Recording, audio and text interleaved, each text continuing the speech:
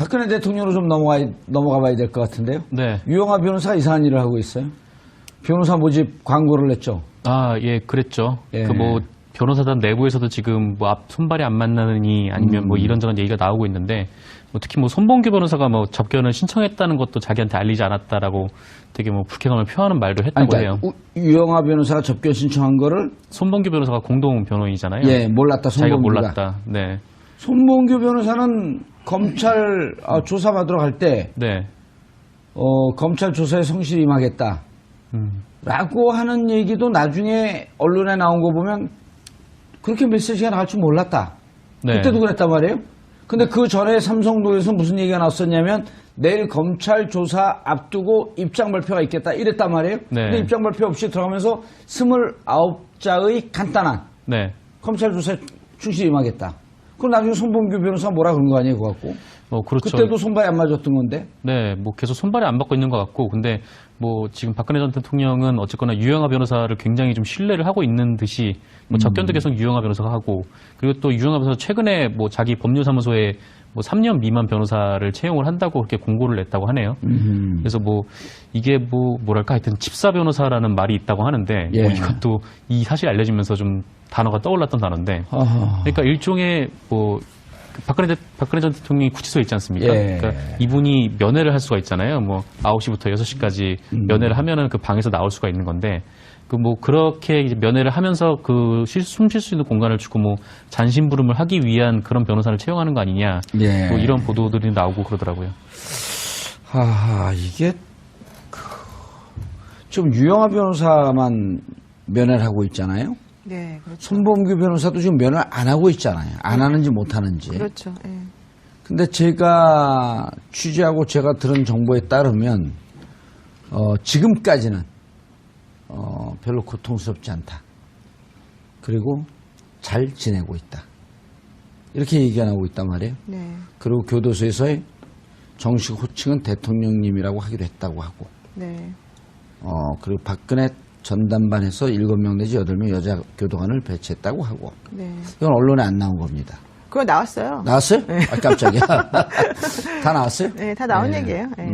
별로 중요한 게 아니네요. 아니, 중요한 얘기죠. 네. 왜냐면 여자 교도관 7명을 전담 배치한다는 거는 네. 한 명에 대해서 사실은 과잉이죠. 그렇지만 뭐 어쩔 수 없는 부분이 있으니까. 그럼 이제 받아들일 교도소장 수밖에 없죠. 재량이니까요. 그렇죠. 예. 근데 일반적으로는 보통 두 명 정도가 이제 이렇게 맞는 게 맞죠.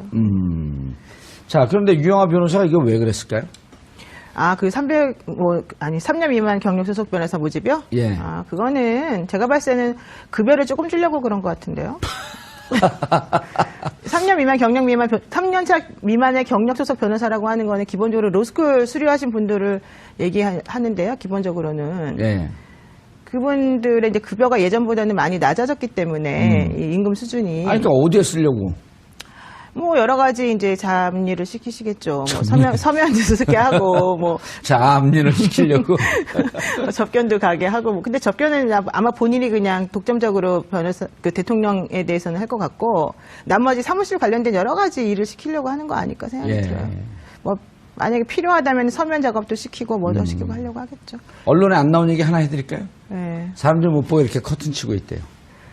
누가요? 대통령님이? 예, 대통령 그 방에 방 주위에다가 못 보게 지나가다 그렇죠. 차단막 같은 거 해놨죠. 그거 나오지 않았어요? 그것도 또 나왔어요? 네. 그게 이제 그건 안 이렇게 돼 나왔어요. 있어요. 여사동이 서울구치소에는 여사동이 2개가 있어요. 예. 1동하고 2동이 있는데 한 동에는 2층이고 한 동은 3층짜리예요. 예. 그리고 여자 수용자들을 접견할 수 있는 변호사 접견실이 3군데가 있어요. 예. 되게 좁아요. 그래서 이제 박 대통령은 그 중에 이제 한쪽 구석에 이렇게 방을 마련해서 예전에 미군들이 사용하던 소파 협정에서 미군들 수용됐을 때. 그 방을 지금 이제 사용하고 있는 거잖아요. 그래서 앞에 이제 차단막도 만들어 놓고 또 뭐 교도관도 7명을 이렇게 2인 1조로 해서 번갈아 가면서 그분을 이제 다른 사람들과 접촉을 막기 위해서 이제 하고 있다는 얘기인데요. 예. 그러다 보니까는 사람들의 눈에 띄는 걸 싫어해서 앞에다 이렇게 다 막아놓고 아무도 이제 보지 못하게 하는 거고 특히 박근혜 전 대통령은 자기의 맨 얼굴을 사람들한테 보이는 걸 제일 싫어해요. 그거 확인이 된 거예요? 네, 그렇죠. 그래서 자기 얼굴을 아무도 못 보는 거야. 유영하 변호사 이외에는. 그러니까 유영하 변호사는 어쩔 수 없이 이제 변호사로서 볼 수밖에 없으니까 그분은 이제 드리지만 나머지는 제가 보기에는 아마도 안 드릴 가능성이 크죠. 예.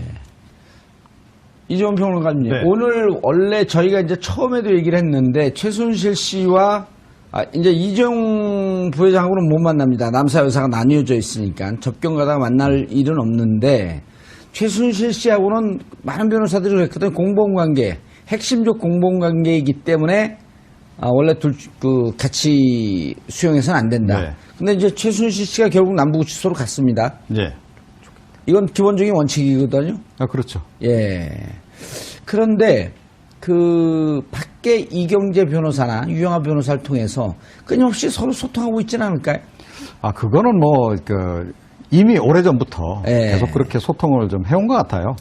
양쪽이 서로 이렇게 탄핵 심판 과정에서 이 대리인단의 전략, 을 봐도 그렇고, 최순실 씨가 전략을 쓰는 것도 봐도 그렇고, 그때 이미 굉장히 강경하게 대처하면서 다 모르쇠로 일관하고 그런 식이었잖아요. 네. 이런 것이 사실은 마치 누구 한 사람이 지휘하는 것처럼 이렇게 쫙 진행이 됐단 말이죠. 예. 그래서 그때부터 이미 소통을 계속 해왔을 것이다. 그리고 지금이라 그래서 그게 달라졌겠습니까? 변호인단 간에는 아마 계속 소통을 지금 하고 있는 것으로 예. 이렇게 봐야 되겠죠. 그게 합리적이죠. 예. 네.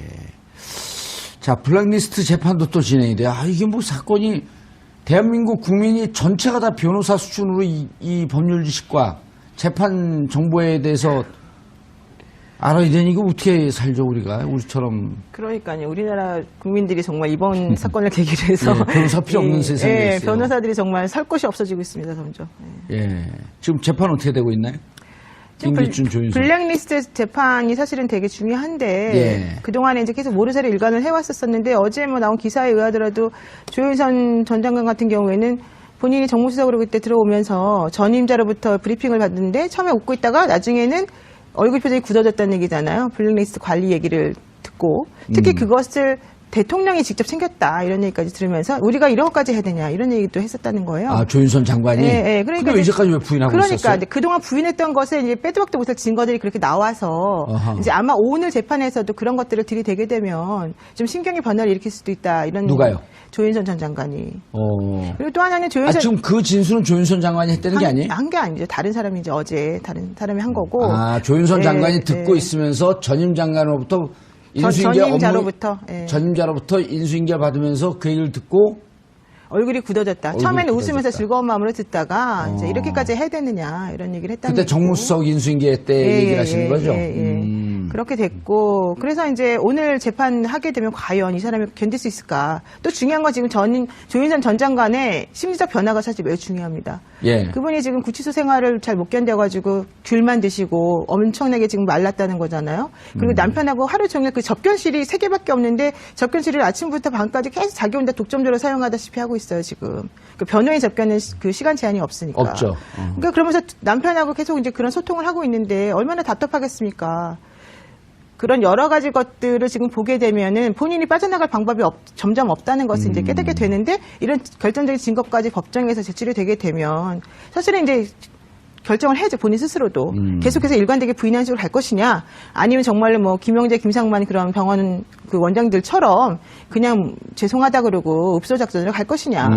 사실 그럴 수밖에 없어요. 이미 조윤선 장관은 그쪽으로 좀 틀었다고 이렇게 보이지 않나요? 그렇게 될 수밖에 없죠. 얼마나 불안하고 강박 증세까지 보이는데 사실 그 안에서 잘 못 견디고 있는 게 사실이거든요. 안 갔다 와봤잖아요. 저는 구치소는 안 가봤는데 이제 거기 들어간 사람들이 의뢰인들이 많잖아요. 제 의뢰인들이. 무척 떨죠. 아니 근데 두 부류가 있더라고요. 되게 적응 잘하는 사람들도 있고 저 같은 사람들이 있고 그리고 또 적응 못해서 조금 말린 사람도 있어요. 근데 예. 좀 지나고 나면 확실히 이제 얼굴들은 다 살이 좀 붙으셔서 세 번째 좋아지기도 부류가 하고. 있어요. 어떤 적응 못하면서 잘하는 척하는 사람들이 있어요. 연기하는 사람들 쪽팔리니까. 그 뭐 가면 우울증 이런 건가요? 감염성 우울증이요? 아니 참는 거죠. 참아요? 무너지면 지금 죽는다고 보고. 근데 이제 조윤선 장관 같은 경우는 정말 무너진 제가 거죠. 보기엔 무너지고 있어서 예. 좀 걱정스러운 부분이 사실 있어요. 기자들 통해서 이종훈 평론가님 네. 기자들 통해서 듣는 얘기는 정신 상태가 심각하게 무너졌다 이렇게 보도가 나오거나 혹은 정보가 이렇게 들어오고 있거든요.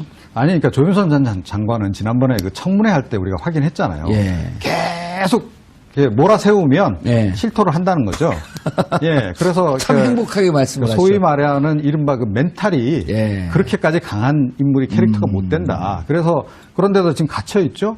게다가 이분이 또 얼마나 외모에 신경을 많이 쓰시는 분입니까? 이 피부 관리 굉장히 신경을 많이 쓰시거든요. 조금 위험합니다. 박근혜 전 대통령 못지않게 예. 굉장히 그런 쪽에 신경을 많이 쓰는 걸로 알려져 있는 분인데 예. 그런 것도 못하지. 그러니까 여성으로서 그런 스트레스가 엄청날 거예요 아마. 예. 그런 것 때문에 아마 더욱더 지금 굉장히 좀 심리 상태가 불안정할 거다. 노영희 변호사님, 네. 마지막 결정적 질문. 하지 마세요.